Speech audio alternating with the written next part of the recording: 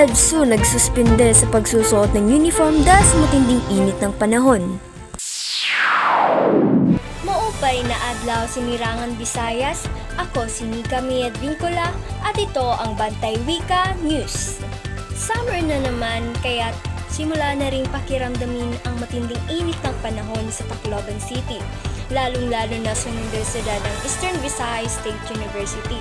Kaya't nagpalabas ng memorandum ang institusyon na isuspindi na lamang muna ang pagsusuot ng uniforme para na rin sa kaligtasan ng mga mag-aaral. Ang mga detalye ay ulat ni Nika Vincula. So narito po tayo ngayon sa harap ng EDSU at makikita sa likod natin ng mga estudyanteng nakasibilyan lamang. Ito ay dahil sa anunsyo ng EDSU, nagpalabas ng memorandum ang EDSU na nagsususpende pansamantala sa pagsusuot ng uniform. Ito ay base na rin sa konsiderasyon dahil sa matinding init ng panahon. Nakatala sa memorandum na ipinalabas, kalakip sa pagsuspende sa pagsusuot ng uniform ay ang lahat ng faculty members, non-teaching personnel at mga estudyante.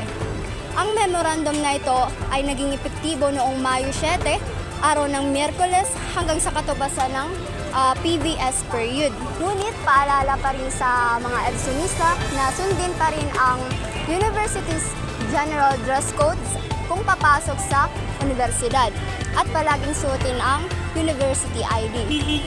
Muli, ito si Nika Vincula, nagbabalita, Bantay Wika News.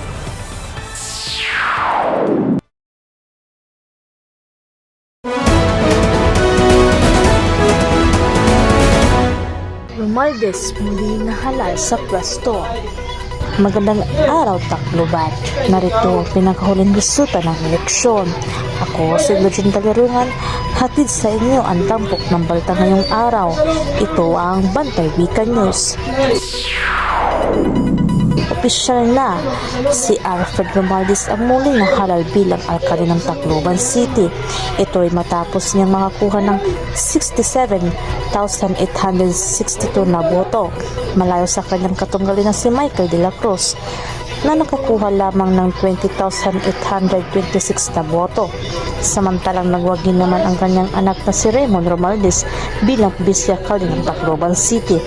Ayon sa Comelec ng Tacloban, naging mapayapa at maayos ang pagbibilang ng mga boto. Mas mabilis ang pagbibilang ng boto ngayong eleksyon kaysa noong mga nakaraang taon dahil na rin sa makabagong kagamitan na ginamit. Manatiling nakatutok para sa mga pinakabagong impormasyon. Muli, ito si Lugin Tagarungan para sa Bantay Wika News.